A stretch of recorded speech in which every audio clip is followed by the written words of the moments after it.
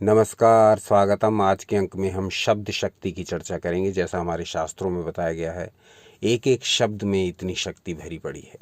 उन्हीं शब्दों के समूह को, उन्हीं शब्दों के चुने हुए क्रम को हम मंत्र कहते हैं। अब मंत्र हम किसी भी देवी या देवता का जपें या नाम हम किसी भी देवी या देवता का जपें, उसमें छिपी वही शब्द शक्ति है जिसका हमारे शास्त्रों में विस्तृत वर्णन है। तो शब्द शक्ति क्या होती है और इस शब्द शक्ति को समझ करके हम जो भी नाम जाप या जो भी मंत्र साधना करते हैं उसमें किस प्रकार से हमें सफलता मिल सकती है, आज के अंक में ये सब कुछ जानने का प्रयास करेंगे।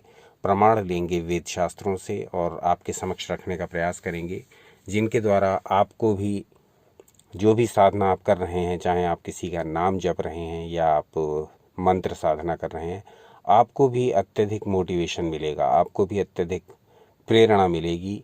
क्योंकि आपको अपने नाम जाप या मंत्र जाप जो भी आप कर रहे हैं उसकी महत्ता, उसकी उपयोगिता और उसकी जो गुणवत्ता है वो आपको पता लगेगी शास्त्रों के प्रकाश में, शास्त्रों के आलोक में। क्योंकि वेद शास्त्रों में नाम जाप और मंत्र साधना को अत्यधिक महत्व दिया गया है और इसे वहाँ शब्द शक्ति बताया गया है। तो हमारे ग्रंथों में शब्द शक्ति के विषय में क्या कहा गया, आइए अब ये जानना प्रारंभ करते हैं।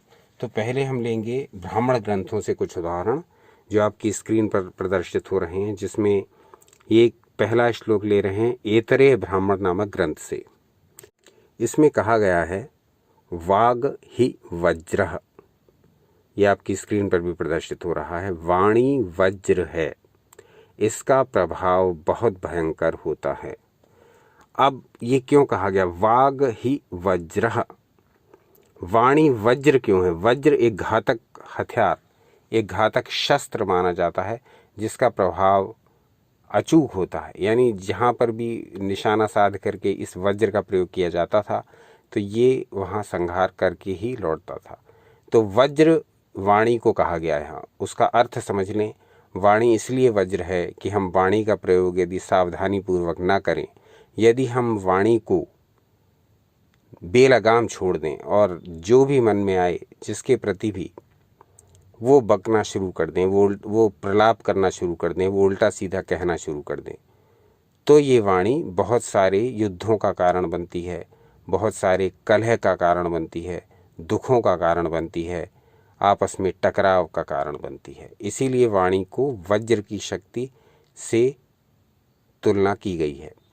तो वज्र इसलिए कहा गया कि यदि वाणी का उचित प्रयोग किया जाए तब ही हम अपने को आनंदित रख सकते हैं। लेकिन इसी वाणी का प्रयोग यदि वज्र की तरह कर दिया जाए, यदि हथियार या शस्त्र की तरह कर दिया जाए, तब हम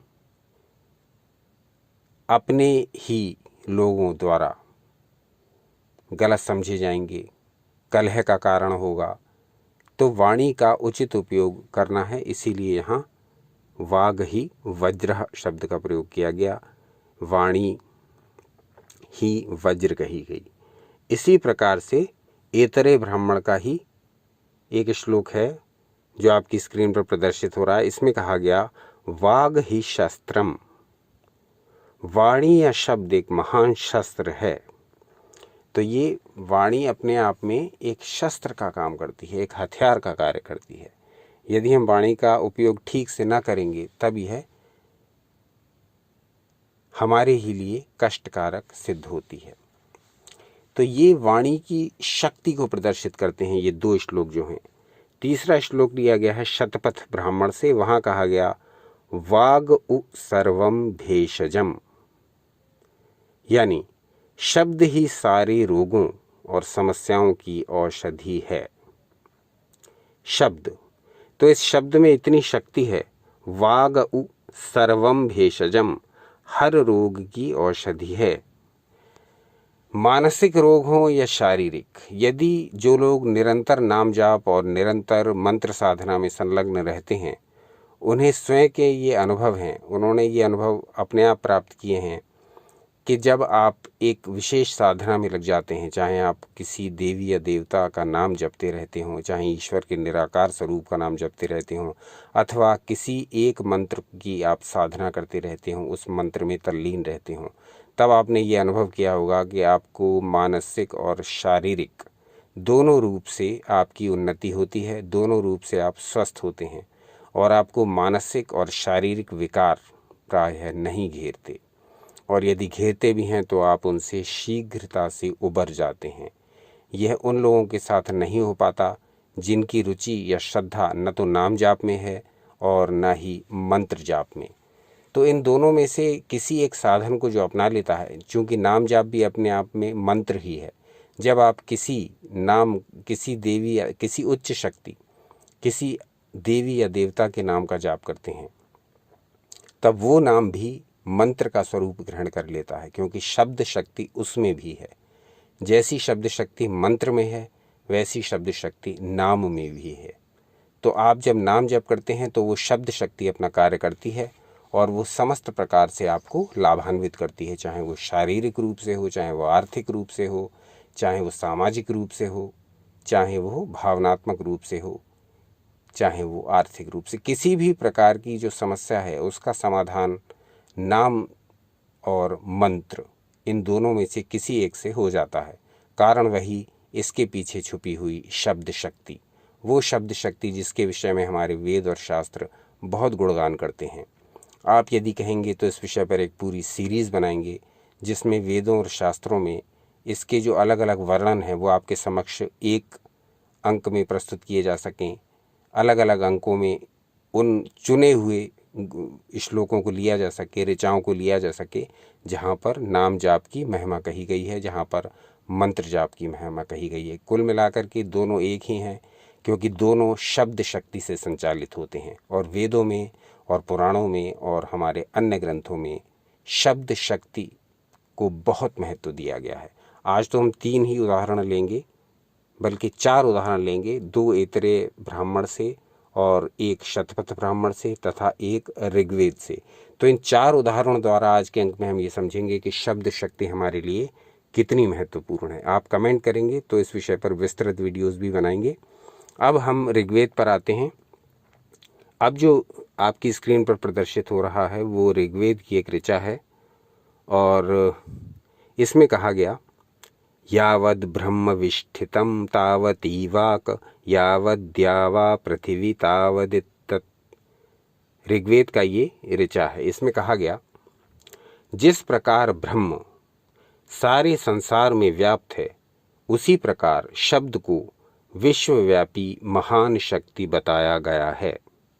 जिस प्रकार ब्रह्म सारे संसार में व्याप्त है, उसी प्रकार शब्द भी सारे ब्रह्मांड में व्याप्त है। यावद ब्रह्म विष्ठितम तावती वाक। जैसे ब्रह्म सब जगह प्रतिष्ठित है, वैसे ही ये वाक शक्ति, यानी ये शब्द शक्ति, यानी ये स्पीच की शक्ति, यानी ये वाणी की शक्ति सब ओर विराजमान है। इतनी अधिक शक्तिशाली है कि इसे ईश्वर की तरह सर्वव्यापक कहा गया। एक शब्द है शब्द ब्रह्म। ये शब्द भी ब्रह्म का ही एक रूप है। कहा गया, जैसे ब्रह्म सारे संसार को व्याप्त किए हुए है, जैसे ईश्वर की शक्ति सारे संसार में विराजमान है, कण कण में विराजमान है, उसी प्रकार ये शब्द शक्ति भी ब्रह्मांड के कोने कोने में विराजमान है। तो इतना महत्वपूर्ण है ये शब्द, और इन्हीं चुने हुए शब्दों का संग्रह है नाम या मंत्र, जो आप जपते हैं, जो आप अपने दैनिक जीवन में अनुभव भी करते होंगे कि आप कोई जो विशेष नाम जपते हैं या विशेष मंत्र जपते हैं, वो आपको निश्चित ही शांति और सुख की प्राप्ति कराता है। तो वो आप करते रहिए। ये वीडियो आपको मोटिवेट कराने के लिए था। हमारा उद्देश्य यहाँ किसी एक विशेष नाम या विशेष मंत्र पर जोर देना नहीं। आप अपनी अपनी संस्कार, अपने अपने श्रद्धा, अपने अपनी रुचि, अपने अपने विश्वास के साथ जो भी नाम का जाप कर रहे हैं या जो भी मंत्र का जाप कर रहे हैं, उसे करिए।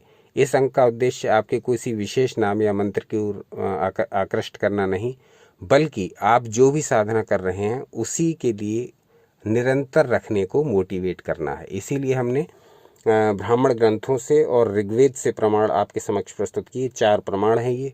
आप कहेंगे तो और भी बड़ी चुनी हुई सामग्री आपके समक्ष और नाम जाप और मंत्र जाप के अंकों में प्रस्तुत कर देंगे। आज का अंक आपको कैसा लगा ये बताइए। दूसरा ये बताइए कि और क्या जानना चाहेंगे। हम आपके समक्ष निरंतर इसी प्रकार से जो वेद और शास्त्रों की चुनी हुई सामग्री है वो प्रस्तुत करते रहेंगे। देखते रहिए आपका अपना चैनल यूएनड योगा। अपना अनमोल समय हमें देने के लिए बहुत बहुत धन्यवाद। सनातन शास्त्रों से जुड़े रहें, तभी रह सकते हैं आनंदित जब जुड़े रहेंगे सनातन शास्त्रों से। तो सनातन शास्त्रों से जुड़े रहें, सदा आनंदित रहें।